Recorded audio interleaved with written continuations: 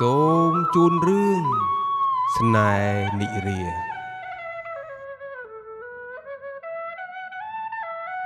នាងផលីនាយសោមនិងនាងសុគតាបានជួបគ្នានៅមាត់ជ្រោះបងសោមខ្ញុំមានអារម្មណ៍ថាឪពុកខ្ញុំនឹងលក់ខ្ញុំដូចទំនិញគាត់បានកំណត់ថ្ងៃរៀបការខ្ញុំជាមួយនឹងនាយពៅនោះហើយផលីបងមិនអាចឲ្យរឿងនេះកើតឡើងបានទេតើបងគួរធ្វើដូចម្តេចខ្ញុំសុំវល់នាយសោមឪពុកនាងផលីបានបញ្ជូនឆ្មាំចេញទៅហើយលោកត្រូវទៅចាក់ចេញយប់នេះបើលោកមិនទៅទេនាងផលីនឹងត្រូវរៀបការភ្លាមបងនឹងទៅបងនឹងរកមាសប្រាក់បងនឹងធ្វើឲ្យឪពុកអូនត្រូវអោនក្បាលទទួលបងអូនត្រូវតែសន្យាថាអូននឹងចាំបងទោះបីស្លាប់ក៏ដោយខ្ញុំសន្យាខ្ញុំសុំស្បត់បើបងមិនត្រឡប់មកវិញខ្ញុំនឹងស្លាប់ទាំងរងចាំបងត្រូវយកកន្សែងដៃរបស់ខ្ញុំនេះទៅវានឹងរំលឹកបងពីការឈឺចាប់របស់ខ្ញុំបងនឹងត្រឡប់មកវិញឲ្យបានលឿនបំផុតណាអូនភាពស្មោះត្រង់របស់អូនគឺជាកម្លាំងរបស់បងលាអូនហើយ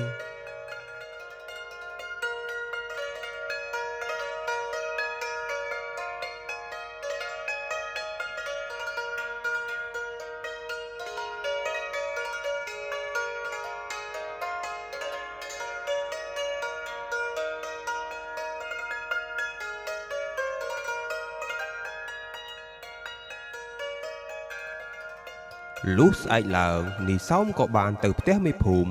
ដើម្បីប្រាប់ការពិតពីសេចក្តីស្នេហារបស់ខ្លួននិងកូនស្រីមេភូមិ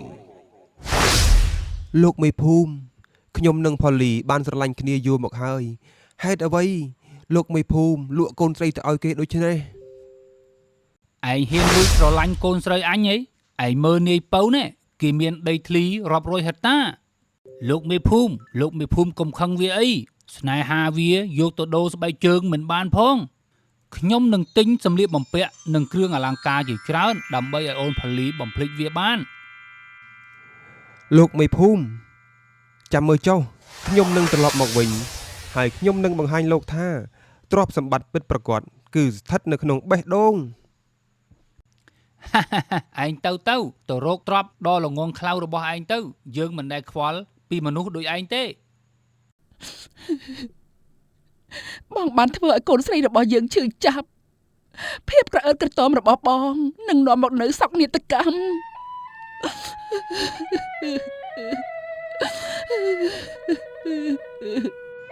ឯងកុំចេះឯងទៅមើលកូនស្រីឯងទៅយើងជាមេភូមិ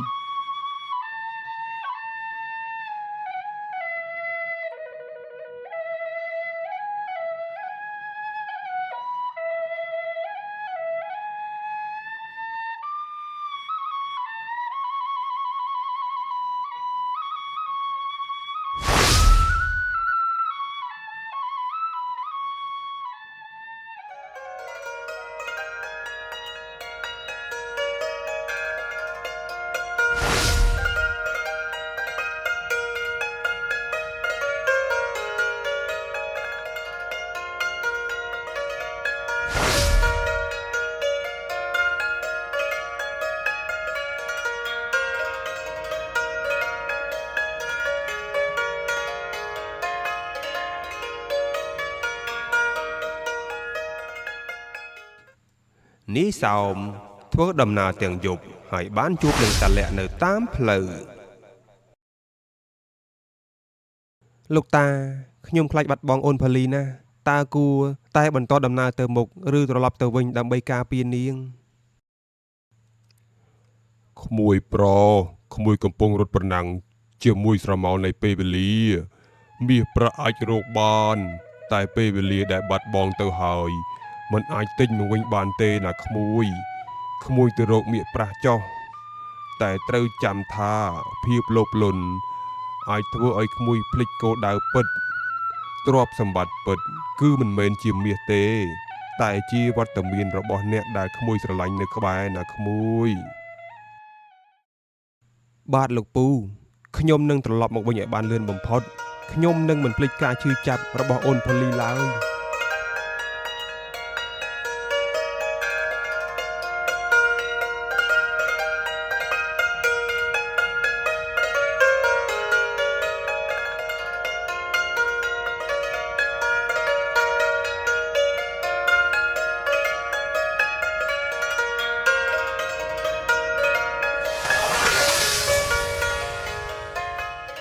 កន្លងទៅមួយឆ្នាំនីសោបានក្លាយជាឈ្មួញម្នាក់ហើយបានជួបនឹងលោកអុកញ៉ាធូនិងកូនស្រីដ៏ស្រស់ស្អាតរបស់គាត់គឺនាងកេសរ នេសោមឯងជាមនុស្សដែលមានប្រាជ្ញាឆ្លាតវៃមែនខ្ញុំសូមឲ្យអ្នករៀបការជាមួយកូនស្រីខ្ញុំគឺនាងកេសរ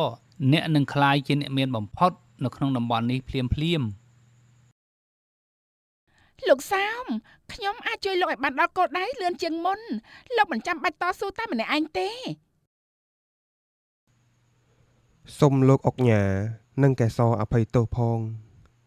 ខ្ញុំមិនអាចទទួលយកការសុំរបស់លោកបានទេខ្ញុំបានសន្យាជាមួយនារីម្នាក់រួចហើយខ្ញុំមិនអាចក្បត់នាងដើម្បីលុយបានឡើយ តែស្នេហារបស់នាងអាចធ្វើឲ្យលោកបានខ្លាចជាអ្នកក្រវិញបានហេតុអីបានជាលោកមិនគិតពីអនាគតខ្លួនឯងអញ្ចឹង បេះដូងខ្ញុំមិនអាចបដូរបានឡើយខ្ញុំទៅតែបន្តដំណើរទៅមុខទៀត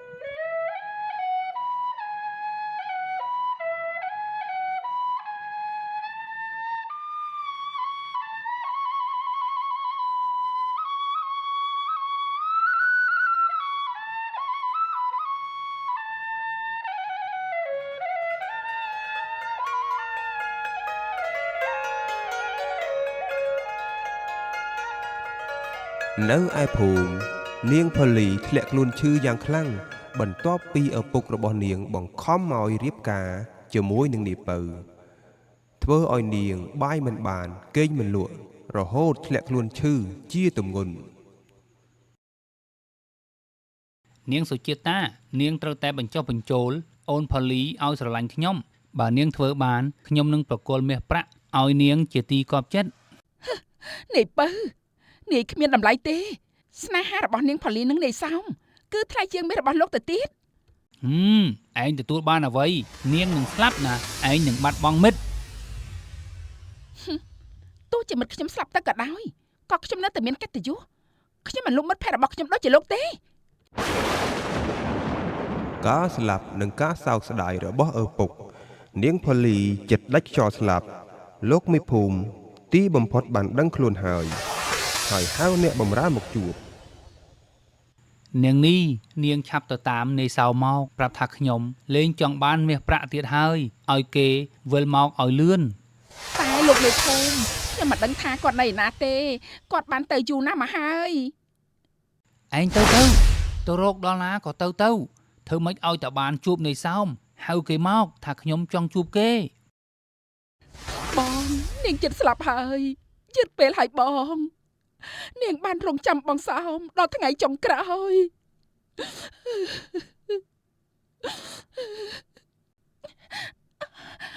ម៉ែខ្ញុំបានធ្វើតាមការសន្យារបស់ខ្ញុំហើយខ្ញុំមិនបានក្បត់ស្នេហ៍របស់យើងទេ នាងផលីក៏បានដាច់ខ្យល់ស្លាប់បាត់ទៅអ្នកស្រីច័ន្ទបានងាកទៅរកប្តីរបស់គាត់ បងជាឃាតករបងបានសម្លាប់កូនយើងដោយសារតែមាសប្រាក់បងនឹងមិនបានសុខទេ ខ្ញុំខុសហើយដែលបានបំផ្លាញជីវិតកូនស្រីខ្លួនឯង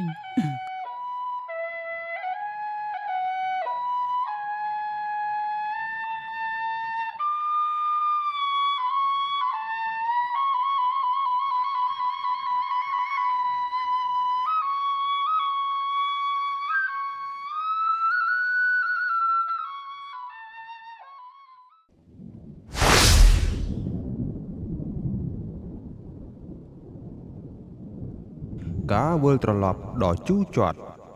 និងការតភ្ជាប់ជារៀងរហូតកន្លងទៅ3ឆ្នាំនីសោមបានត្រឡប់មកវិញក្នុងសភាពជាសេដ្ឋីម្នាក់គាត់បានជួបនាងសុជាតានៅក្បែរភ្នូរនាងផលីសុជាតាអូនផលីនៅឯណាខ្ញុំបានត្រឡប់មកវិញហើយខ្ញុំមានមាសប្រាក់ច្រើនហើយ នាយសោមនាងផលីបានធ្វើតាមការសន្យារបស់នាងហើយនាងបានរងចាំលោករហូតដល់ថ្ងៃចុងក្រោយ ហាអូនផលីហេតុអីក៏ទៅចោលបងមករកអូនហើយសម្ដីតាលាក់គឺពិតមែនទ្រព្យសម្បត្តិមិនអាចទិញពេលវេលា នឹងវត្តមានរបស់អូនបានវិញទេ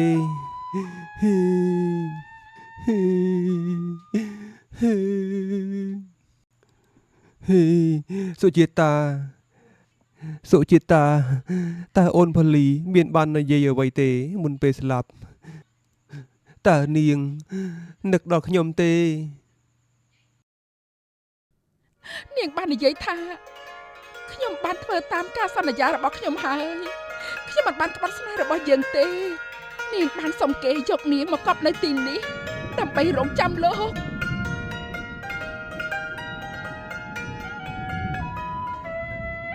នាយសោមបានសង់ផ្ទះតូចមួយក្បែរភ្នោនោះហើយបានដាំផ្កាម្លិះមួយដើមក្បែរដើមពោធិ៍នោះគាត់បានរស់នៅក្បែរភ្នោនាងរហូតដល់ចាស់ជរារឿងនិទានបានបញ្ចប់ទៅដោយដើមផ្កាម្លិះរបស់នាយសោមបានលូតលាស់ឡើងហើយមែករបស់វាបានលូនទៅរុំព័ទ្ធជុំវិញដើមពោធិ៍ដែលតំណាងឲ្យនាងផលីដើមឈើទាំងពីរបានត្បាញចូលគ្នាជារៀងរហូតបង្ហាញពីសេចក្តីស្នេហាពិត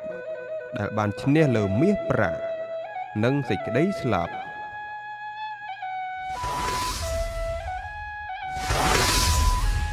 គេថាណែបងប្អូនទាំងអស់គ្នាចៅស្រីខ្ញុំនេះស្អាតណាស់នាងមានរូបឆោមឡោមពណ៌សាច់សល្អឥតខ្ចោះមកពីនាងនៅក្នុងម្លប់ដល់ពេលនាងចេញពីម្លប់មកក៏មានស្វាមីតែម្ដងឃើញទេបងប្អូនទាំងអស់គ្នា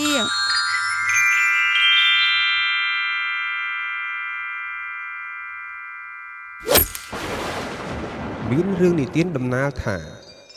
មានមហាចៅម្នាក់ពុំមានភរិយាឡើយគាត់បានសង់ផ្ទះមួយខ្នងល្អស្អាតនៅក្នុងព្រៃស្មសានដើម្បីទុកដាក់ទ្រព្យរបស់គាត់មានមាសប្រាក់សម្ពុតអាវស្បៃជាដើមដែលខ្លួនបានទៅលួចប្លន់អំពីគេលុះក្រោយមកមហាចៅក៏រំពឹងគិតថាអាត្មាអញមានទ្រព្យសម្បត្តិច្រើនណាស់តែតោះត្រង់គ្មានអ្នកណានៅថែរក្សាសោះគិតសពគ្រប់ទៅការប្រឹងប្រែងរបស់អញនេះដូចជាគ្មានបានការអ្វីឡើយព្រោះថាបើកាលណាអាត្មាអញស្លាប់ទៅទ្រព្យទាំងអស់នេះនឹងទៅជារបស់គ្មានបានការវាគួរឲ្យស្ដាយណាស់បើមានប្រពន្ធកូនគ្រាន់នឹងស៊ីមរតកនេះអាត្មាអញមិនសូវជាស្ដាយពេកទេ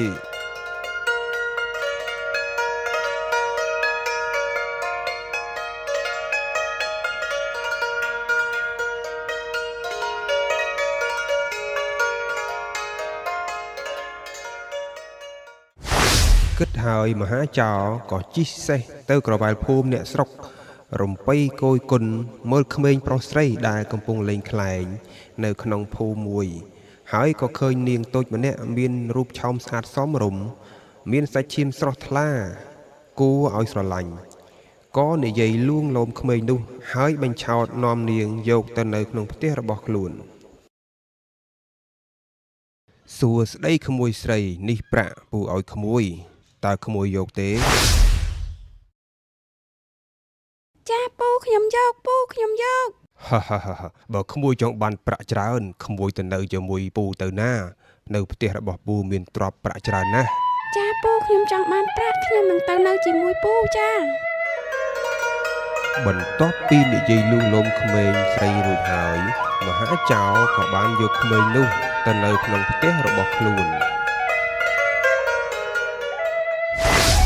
ដោយខ្លាចក្មេងនោះលួចរត់ទៅរកឪពុកម្ដាយនាងវិញព្រមទាំងការពារកុំឲ្យម្ដាយឪពុកតាមរកនាងឃើញមហាចៅក៏យកក្មេងនោះទៅលាក់ទុកនៅក្នុងបន្ទប់ចាក់សោជាប់រាល់ពេលបាយឬពេលបាននំចំណីអាហារឆ្ងាញ់មហាចៅតែងតែហុចតាមប្រឡោះតូចមួយទៅឲ្យនាងបរិភោគ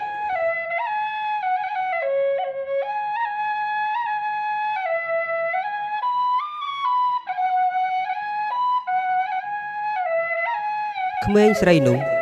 ក៏នៅក្នុងម្លប់ចេះតែចម្រើនសាច់ឈាមរាល់ថ្ងៃជាលំដាប់រហូតដល់នាងពេញវ័យក្រមុំដោយសារតែនៅក្នុងបន្ទប់នាងមិនដែលត្រូវពន្លឺព្រះអាទិត្យនិងមិនបានជន់ដីជាច្រើនឆ្នាំមកហើយទើបបណ្ដាលឲ្យនាងស្គមស្លេកឆ្លាំងខុសពីនារីទូទៅពុកម៉ែខ្ញុំនឹកអ្នកទាំងពីរខ្លាំងណាស់ មិនដឹងថាថ្ងៃណាខ្ញុំនឹងបានវិលត្រឡប់ទៅជួបអ្នកទាំងពីរវិញទេ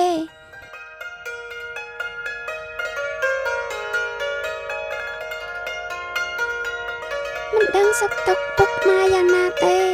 កូននឹកពុកម៉ែខ្លាំងណាស់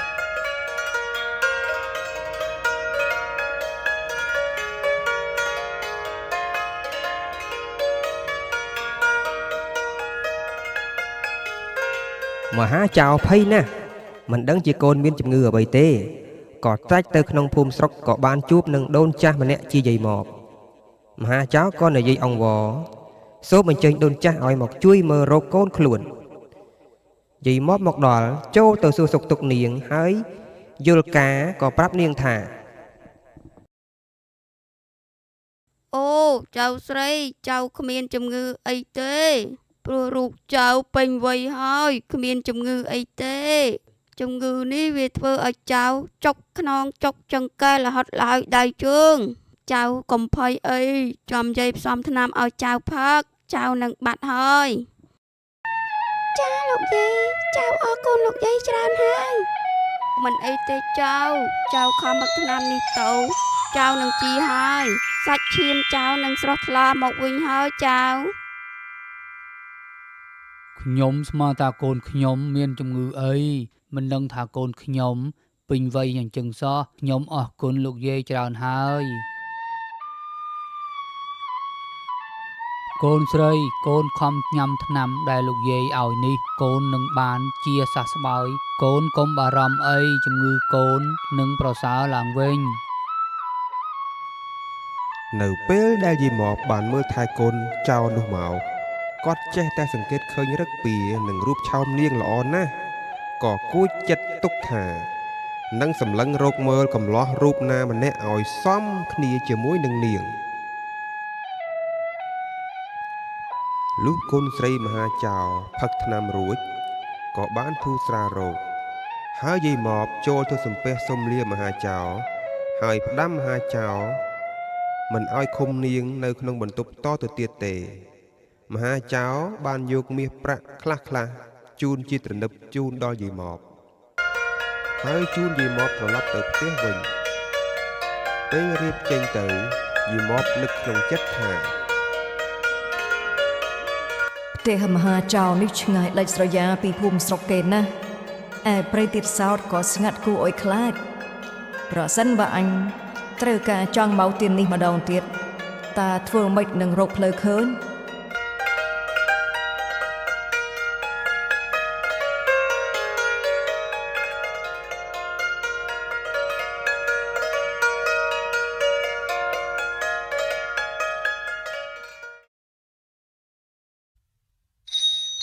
គិតសពគ្រប់ហើយយាយម៉បក៏យកគ្រាប់រលឹកមួយកញ្ចប់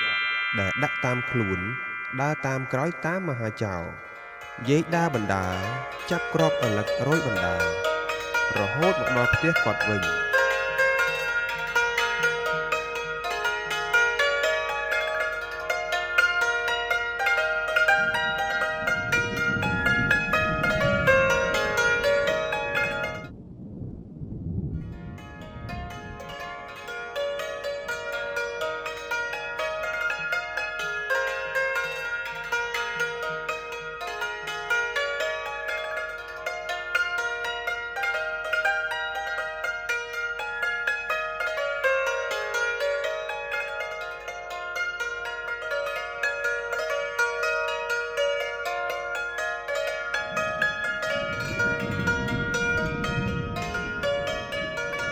ថ្ងៃមួយអាស្រ័យបច្ច័យហេតុផលពីបុព្វេបណ្ដាលឲ្យចិត្តមាននប់ម្នាក់ដែលត្រឡប់ពីរៀនវិជ្ជាការចូលទៅសម្រាកនៅផ្ទះយាយម៉បនោះសិនត្បិតថ្ងៃកាន់តែជ្រេកម្លាំងក៏កាន់តែអស់ផ្លូវទៅមុខទៀតក៏នៅឆ្ងាយទៅចូលទៅសំពះដូនចាស់សុំស្នាក់នៅបានមួយយប់ជួនជាដូនចាស់ចេញមកក៏ក្រឡេកឃើញមាននប់ចូលមកសំពះ ចៅ ក៏ ប្រុ មាន ស ចិត្ត ចៅ សប្បុរ ទៅ ស ណាមកណា ឲ្យ ដែរ ស្នាក់នៅ បានចៅមកដល់ទីនេះ បាទលោកយាយខ្ញុំមកពីរៀនមុនវិជ្ជាការតែផ្លូវទៅផ្ទះខ្ញុំឆ្ងាយពេកក៏ដើរមកបានជួបនឹងលោកយាយ មិនអីទេចៅសម្រាប់នៅផ្ទះយាយមួយយប់សិនទៅព្រោះមេឃងងឹតហើយផ្លូវទៅឆ្ងាយណាស់ ណាមួយបើធ្វើដំណើរណាចៅចាំព្រឹកចៅធ្វើដំណើរបន្តទៅទៀតចុះ យាយដាំបាយបណ្ដាសំណេះសំណាសួរអំពីពុជពងសាវតាមានុបបណ្ដាលុះអាស្រ័យបាយរួចយាយមកក៏ចេះតែសង្កេតឃើញរូបឆោមមានុបនោះតាំងពីចូលមកយាយសួរមានុបនោះថា ចៅប្រុសយាយសុំសួរបន្តិចតើចៅសប្ថ្ងៃនេះមានគូស្រករហើយឬនៅ បាទលោកយាយខ្ញុំមិនទាន់មានគូស្រករឬគូប្រចាំចិត្តនៅឡើយទេព្រោះខ្ញុំបានចេញមករៀនមន្តវិជ្ជាការតាំងពីខ្ញុំនៅតូចៗ ចៅអើយយាយគិតថានៅស្រុកភូមិនេះមិនមានស្រីណាស័ក្តិសមនឹងចៅទេក៏ប៉ុន្តែយាយបានឃើញនារីម្នាក់នាងនោះគឺជាកូនមហាចៅរស់នៅក្នុងព្រៃឆ្ងាយឯណោះចៅ បាទលោកយាយចៅគិតថាបើសិនជាបានជួបនឹងនារីណាម្នាក់មានរូបសម្បត្តិសមរម្យកັບកិរិយាល្អចៅនឹងយកធ្វើជាគូអនាគតហើយចៅមិនគិតថានាងមានឬក្រនោះទេ យាយមកក៏និយាយរៀបរាប់អំពីដំណើរដែលគាត់បានទៅឃើញនាងមានុបឮយាយមកនិយាយទៅសារអំពីនាងក៏អន្ទះសារចង់ឃើញរូបនាងខ្លាំងណាស់ក៏អង្វរយាយឲ្យជូនទៅយាយមកក៏ប្រកែកថា ទេចៅយាយជូនចៅទៅមិនបានទេព្រោះយាយខ្លាចមហាចៅនោះណាស់ធម្មតាចិត្តចៅវាសាហាវណាស់ចៅយាយចាស់មែនតែយាយមិនទាន់ចង់ស្លាប់ទេប៉ុន្តែយាយចង់ឲ្យចៅនិងនាងបានគ្នាជាប្តីប្រពន្ធណាចៅ ឥឡូវចៅគេងឲ្យស្រួលសិនទៅចាំព្រឹកចាំចៅចេញដំណើរទៅរកនាងណាចៅ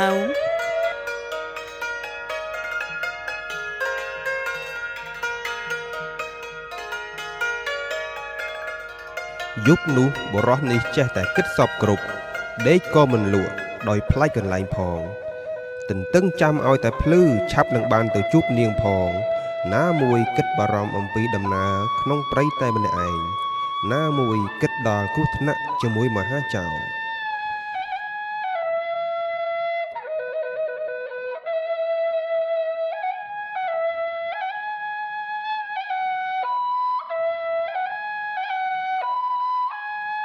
ពេលទៀបភ្លឺយាយមកក្រោកដាំបាយរកម្ហូបក្រៀមត្រៀមទឹកបំពង់ទុកបំរុងជាស្បៀងឲ្យចៅមានុបធ្វើដំណើរលុះមានុបក្រោកពីដំណេកយាយក៏ស្រស់ស្រូបអាហារពេលព្រឹករួចប្រគល់កញ្ចប់បាយសម្រាប់ហូបតាមផ្លូវហើយនាំបង្ហាញតម្រុយតាមឪឡឹកឲ្យចៅមានុបធ្វើដំណើរចេញទៅយាយមកផ្ដាំមានុបថា ណែចៅចូលចៅដើរតាមឪឡឹកនេះចុះចៅនឹងបានទៅដល់ផ្ទះនាងហើយតែចៅប្រយ័ត្នខ្លួនឲ្យមែនទែនណាចៅសូមចៅទៅឲ្យបានសេចក្តីសុខនិងឲ្យបានសម្រេចដោយសេចក្តីបំណងប្រាថ្នាបើមានសត្រូវណាមកពីមុខសូមឲ្យរំលង បើមានសត្រូវមកពីក្រោយខ្នងសូមឲ្យរលាយណាចៅណា ជំរាបលាលោកយាយអរគុណលោកយាយច្រើនហើយដែលបានឲ្យចៅស្នាក់នៅចៅនឹងដើរតាមផ្លូវនេះដើម្បីទៅជួបនាង ចៅមានុបក្រាបប្រណិប័តគោរពលាលោកយាយហើយបានចេញដំណើរទៅ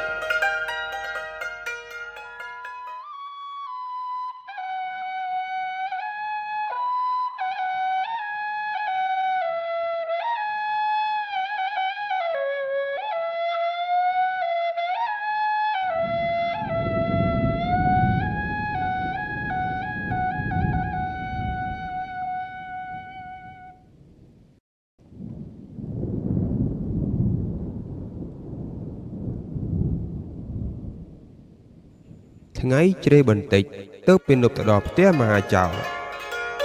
កប់ជួនជាពេលនោះមហាចៅមិននៅផ្ទះចេញទៅរកប្លន់គេបាត់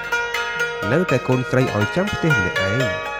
នាងកំពុងដើរទៅត្រុកបោះសម្អាតផ្ទះតាមទម្លាប់ពុំគិតក្រែងមានអ្នកណាមកក្បែរឡើយ អូផ្ទះនេះហើយដែលជាផ្ទះមហាចៅព្រោះគ្មានផ្ទះណាទៀតទេសិតតែក្នុងព្រៃអ្នកនាងច្បាស់ជានៅក្នុងផ្ទះនឹងហើយខ្ញុំគិតទៅរកមើលអ្នកនាងសិន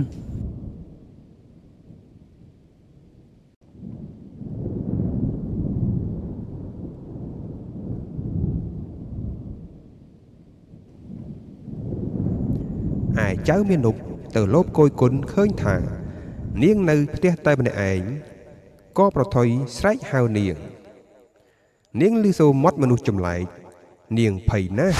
គិតថា សួស្តីអ្នកនាងតើអ្នកនាងនៅផ្ទះឬទេអ្នកនាងឮខ្ញុំហៅទេបើអ្នកនាងនៅផ្ទះសូមជួយបើកទ្វារឲ្យខ្ញុំចូលផង តើអ្នកណាគេនឹងហ៊ានចូលមកដល់ទីនេះ ប៉ុន្តែនាងក៏នៅទៅឃើញបុរសជាអ្នកមានឫកពាសុភាពរៀបសារល្អដែលមិនគួរឲ្យខ្លាចនាងក៏បើកទ្វារឲ្យបុរសនោះចូលផ្ទះហើយនិយាយសាកសួរគ្នាទៅវិញទៅមកមិនត្រឹមតែប៉ុណ្ណោះនាងក៏ទទួលរាក់ទាក់សំណេះសំណាលដោយសេចក្តីស្នេហាហើយក៏សុខចិត្តកាយស្រឡាញ់គ្នាជាប្តីប្រពន្ធយកមានុបទៅលាក់មិនឲ្យមហាចៅជាឪពុកចិញ្ចឹមដឹងឡើយ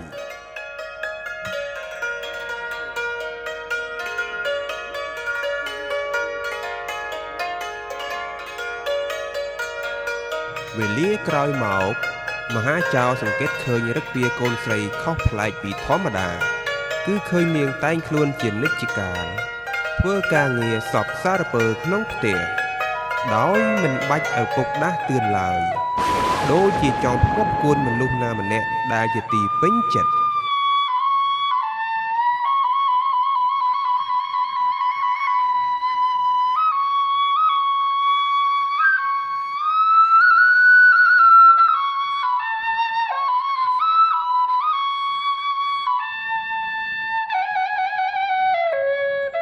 មហាចៅនឹកសង្ស័យ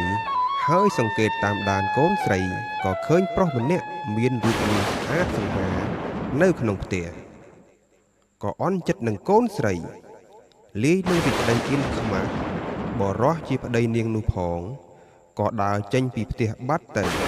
ទាំងពីរអ្នកប្តីប្រពន្ធនៅក្នុងព្រៃយូរបន្តិចទៅមិនឃើញមហាចៅត្រឡប់មកវិញ ក៏នាំគ្នាចុះមករកឪពុកម្ដាយនៅឯភូមិស្រុក